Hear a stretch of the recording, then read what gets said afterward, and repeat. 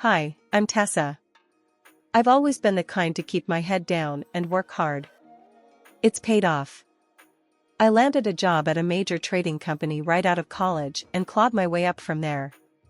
Life was straightforward: work, sleep, and the occasional night out with friends to blow off steam.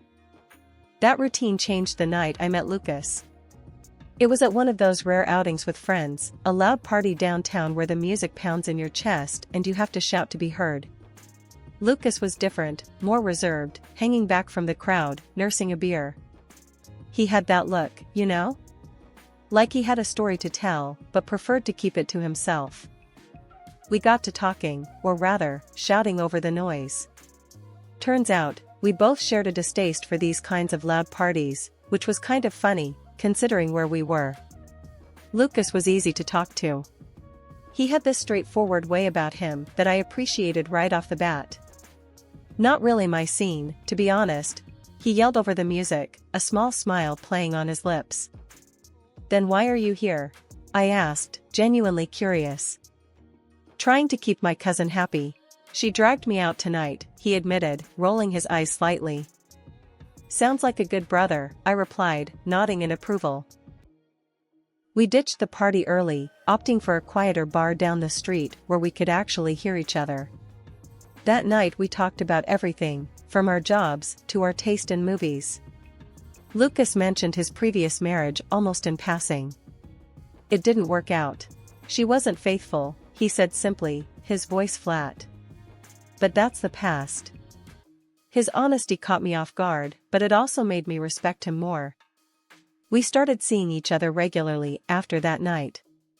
Things moved fast, and it wasn't long before we were talking about a future together.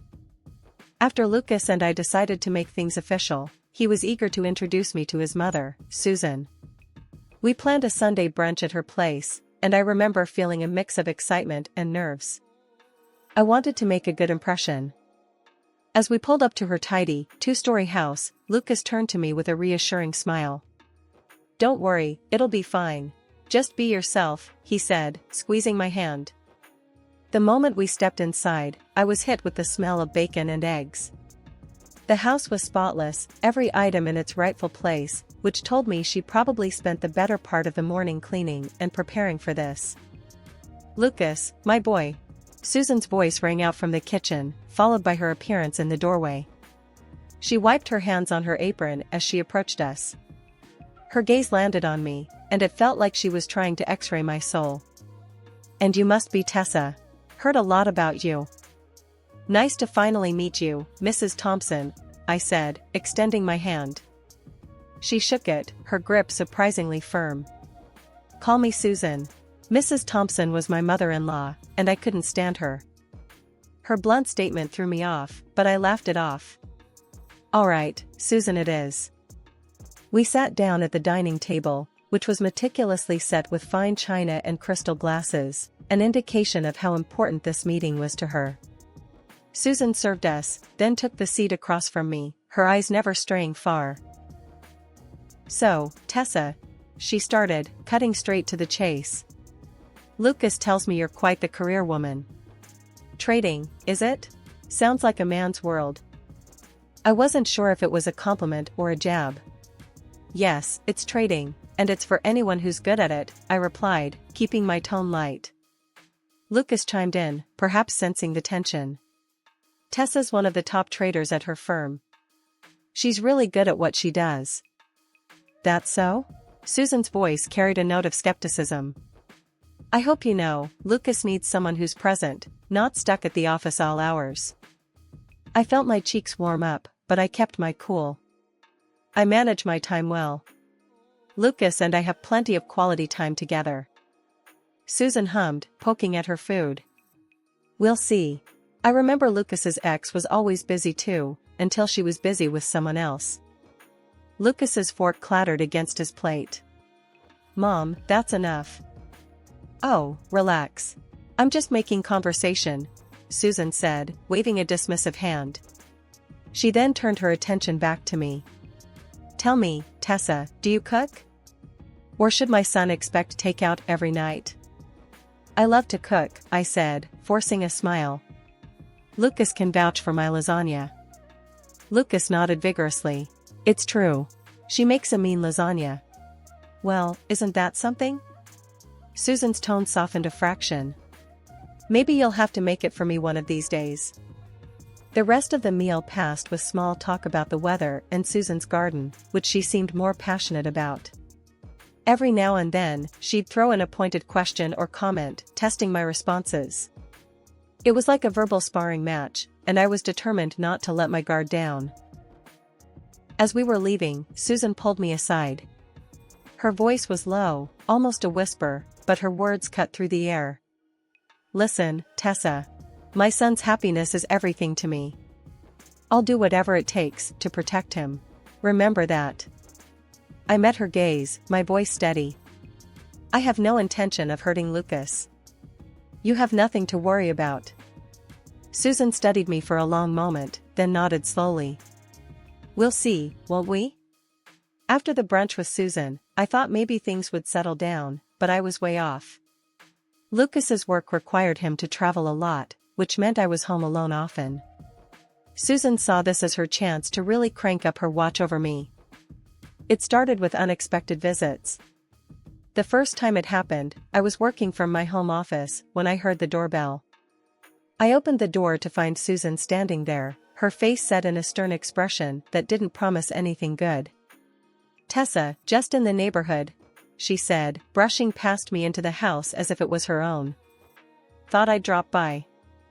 I masked my annoyance with a tight smile. Nice to see you, Susan. What brings you here? Oh, just making sure everything's alright here while my son's away, she said, already wandering into the living room, eyeing everything critically. Her visits became more frequent, and each time, Susan had something to say about how I kept the house. It was like living under a microscope. One day, she walked into the kitchen while I was prepping dinner and started rifling through my pantry. Just seeing what you feed my son when he's home. You know processed foods are no good, right? She commented, holding up a box of pasta like it was evidence in a trial. But it didn't stop at home visits. I started noticing Susan around places I frequented, the grocery store, the gym, even the cafe near my work. It was getting creepy. One afternoon, I confronted her. She was, coincidentally, at the same grocery store as me, pushing her cart down the aisle I was in. Susan, this is the third time this week I've run into you like this. What's going on? She played innocent, a sly smile tugging at her lips. What, can't a woman do her shopping? Not at the exact same places and exact same times as her daughter-in-law, consistently. What are you trying to do, Susan? Her smile faded, and she leaned closer, her voice low and harsh. I'm keeping my eyes open, Tessa. You can play the perfect wife all you want, but I know about your desire to cheat on my son. Every encounter left me more frustrated and angry. It wasn't just the invasion of my privacy, it was the constant tension, the expectation of having to defend myself against imaginary accusations. Over time, Susan's eyesight had gotten worse, something about her age and her health stacking the odds against her. The doctor had given her glasses, but she hated them. Said they made her feel old and irritated her nose. She'd put them on and take them off, fussing and fuming, and more often than not, she'd just leave them somewhere and forget. Because of that, she saw very poorly, which only added fuel to her naturally suspicious nature. With Lucas away on another one of his frequent business trips, I had grown accustomed to handling things on my own, including dealing with Susan's relentless scrutiny. One evening, feeling a bit cooped up and in need of a change of scenery, I made plans to meet my brother, Jake, for dinner. It was a casual meet-up, nothing fancy, just a chance to catch up with family and unwind. I chose a little outdoor restaurant with a nice terrace that wasn't too far from where I worked. Jake arrived first, and I spotted him at a table, waving me over with a big grin. Hey, sis, he called out as I approached. His face was all bright and cheerful, the typical big brother ready to tease or share a joke.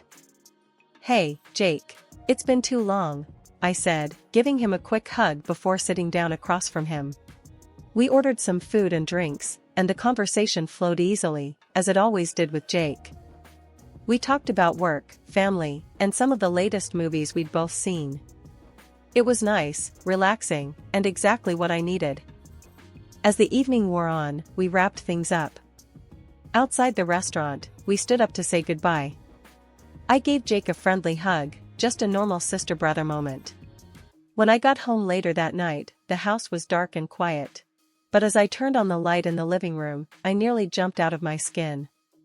There was Susan, sitting on my couch, a smug look plastered across her face, and holding what looked like a digital camera. "What the hell, Susan? What are you doing in my house at this hour?" My voice was a mix of anger and shock. She rose from the couch, holding up the camera. "Gotcha," she said, her voice dripping with a venomous triumph. "Got what, exactly?" I snapped, my patience thinning rapidly.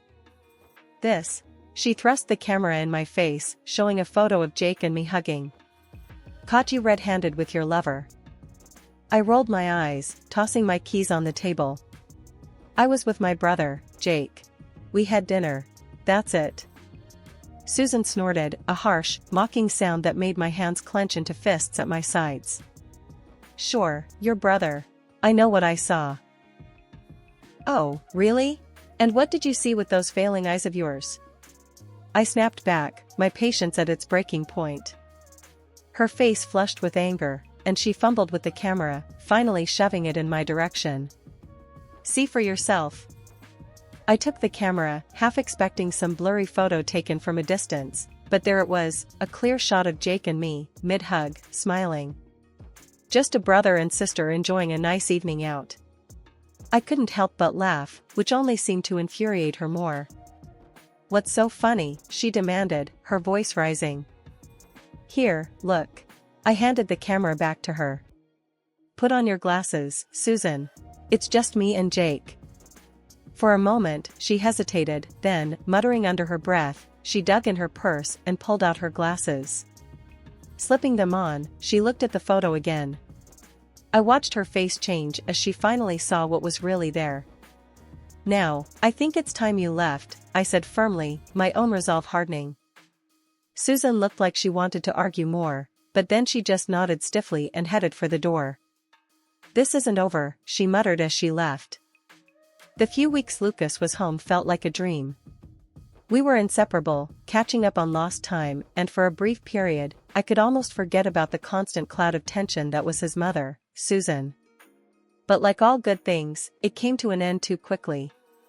Soon enough, Lucas was packing his bags again for another extended business trip. I braced myself for the usual loneliness that accompanied his departures, but this time a new complication arose. Susan decided to move in. She showed up at our doorstep one afternoon, suitcase in tow, announcing her stay as if it were the most natural decision in the world. "It's for the good of the family, Tessa. I'm here to make sure you don't get into any trouble," she declared, pushing past me into the living room. I called Lucas immediately, my voice shaking with frustration. "She can't just move in here, Lucas. You need to talk to her." Lucas sighed on the other end of the line. "Tessa, please, just try to get along. I don't want to fight with her about this. It's only for a few weeks." Reluctantly, I agreed, but hanging up the phone, I felt a sinking feeling in my stomach. This wasn't going to be easy. Susan wasted no time taking over the household. That first weekend, she followed me around, critiquing every little thing I did. "You're folding those towels all wrong," she'd say, or, "You missed a spot there, do it again." She even took over the kitchen, her worst idea yet. Due to her deteriorating eyesight, she constantly oversalted or overpeppered everything, but whenever the food turned out barely edible, she blamed me. "You must have distracted me," she'd snap, or, "You're trying to sabotage my cooking." During the weekdays, her behavior grew even more suffocating. She sat in the living room, a notebook in her lap, jotting down the times I left for work and came home. Any time I was delayed, even by traffic, she'd greet me with a sneer. "Late again, Busy day or busy boyfriend?" It was traffic, Susan. Like it is for millions of people every day, I'd retort, my patience fraying at the edges. Her insinuations were relentless, and each day ended with me locking myself in the bedroom, fuming but helpless. Lucas's request echoed in my mind, keeping me from unleashing the torrent of anger I felt. A month into Susan's invasive stay at our house, I finally got the news I'd been waiting for, a promotion at work. This wasn't just any promotion. It came with the opportunity for training at our company's main branch in another city. I'd been eyeing this chance for years, a real step up in my career. When I told Lucas over the phone, his excitement for me was palpable, even through the distance. "That's incredible, babe. I'm so proud of you," he enthused. "Don't worry about the time apart. It'll fly by, and we'll be back together before you know it." Despite the distance and the issues with his mother, his support was unwavering. It bolstered my spirits, filled me with warmth and determination. But then there was Susan. I broke the news to her one evening, trying to keep the conversation light and straightforward. "Susan, I've been promoted. I'll need to go to another city for a while to train," I explained, hoping to sound as nonchalant as possible. Her reaction was as expected, sour and accusatory. "So, you're running off to another city now? What's really there, Tessa? A lover?" she spat, her words dripping with venom. I sighed, frustration bubbling inside. "It's for training, Susan. There's no lover." "Why is that so hard for you to believe?" She snorted, her expression twisted in disbelief. "Sure, training. Just convenient timing, isn't it? As soon as Lucas is gone, you find a reason to leave too." I shook my head, unable to hide my irritation. "Believe what you want, Susan. I'm going, and that's final." With Lucas's blessing ringing in my ears, I packed my bags that night, eager to escape the oppressive atmosphere of my own home.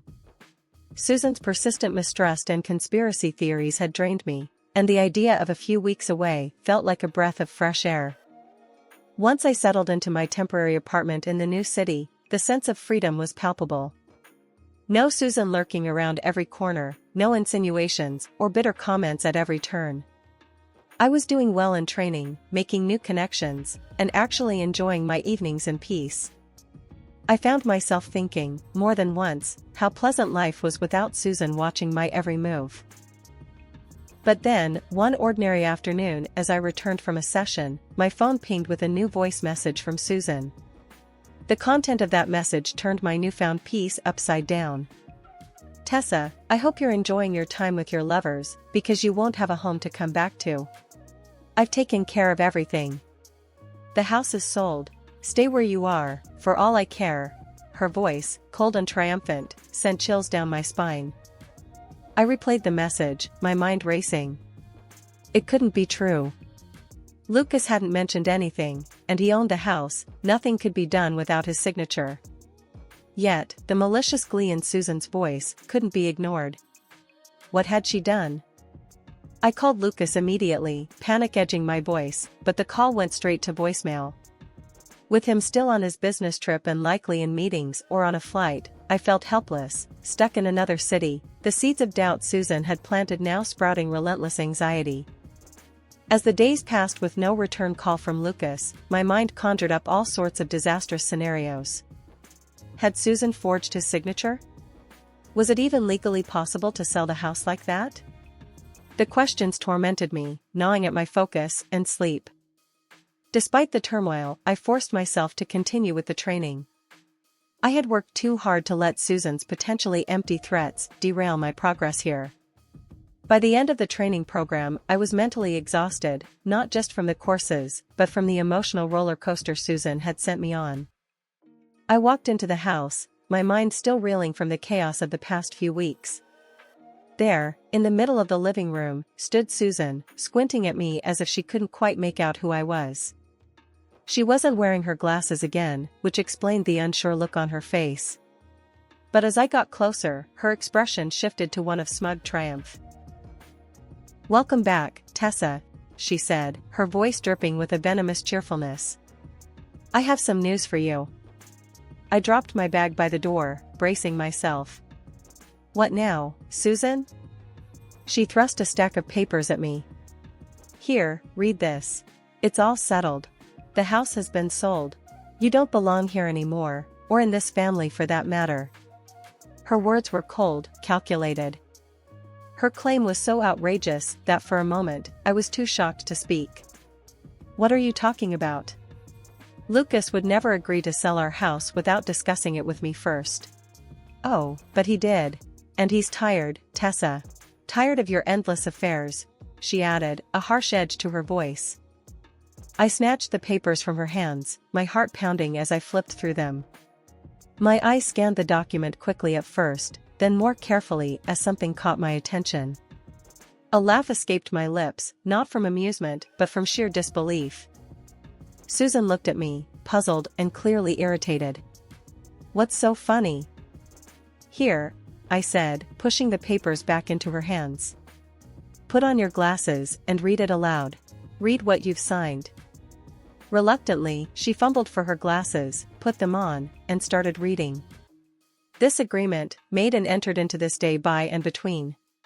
Her voice faltered as she continued, the realization dawning slowly. This isn't a sale contract. It's a loan agreement for consulting services? Yes, Susan. That's right. You didn't sell the house. You signed up for a high-interest loan from some scam artists who took advantage of you. Susan's face went pale, her hands trembling as she held the document. But I thought I was selling the house. There was an ad in the paper, and the man was so convincing. He said it could all be done without bothering Lucas with the details, that it was better this way. You thought you'd sell my house out from under me? Without even a real check on what you were signing? I was incredulous, anger and disbelief warring within me. Tears started streaming down her face, her earlier composure crumbling.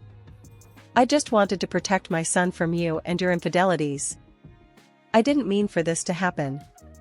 I forgot my glasses, and everything seemed so legitimate. I stared at her, the weight of everything she'd put me through bearing down on me. Susan, you have gone too far this time. You need to leave. Now. With a heavy heart but a clear resolve, I watched as Susan packed a few belongings into her bag, still sobbing, still muttering apologies. As she walked out the door, I felt a mixture of relief and sadness. When Lucas returned from his business trip, I had a lot to tell him. As soon as he put down his bags, I started to unload everything that had happened, from Susan's attempted deception to the fake documents. He listened, his face growing tighter and more serious with every detail I shared. After I finished, he was quiet for a long moment, just staring at the ground. Then, he looked up, his jaw set. This is unbelievable. It's time we taught Mom a serious lesson. What she planned to do was way out of line, he said, his voice firm and angry. However, the next day, after a tearful confrontation with Susan, where she pleaded ignorance and desperation, Lucas decided we needed legal advice. We consulted a lawyer to understand the full implications of what Susan had done. The lawyer was pretty clear. From a legal standpoint, your mother-in-law voluntarily took out that loan and signed the contract. She's liable for the repayment, he explained in a no-nonsense tone. Susan's face when she heard that news was something I could never forget. She had thought she could manipulate her way out of the situation, but reality hit hard. She was on the hook for a significant amount of money, and there was no easy way out. She had to find a job, and fast. Within weeks, she started working 2 shifts, just to make ends meet. With Susan now occupied and no longer having time to meddle in our lives, Lucas and I finally found some peace. We decided it was a good time to take a break, to give ourselves a chance to heal and bond again after the chaos. We went to Hawaii for a second honeymoon, and it was blissful. We talked a lot about our future during those long, leisurely walks along the beach. I think we're ready to think about having a baby, don't you? Lucas said one evening, the sunset casting warm glows on his face. I smiled, feeling a mix of excitement and nerves. Yes, I do. Let's enjoy being us for a bit longer, and then let's go for it. Sounds perfect, he replied, kissing me gently. Now, back from Hawaii, life feels lighter, simpler. We spend our weekends planning the garden, redecorating the house, just enjoying each other's company. Lucas supports me in everything, including my career and our future family plans. We've discussed timelines, how we're going to manage our work-life balance, and how excited we are to be parents. It's a new chapter for us, one that's filled with hope and looking forward.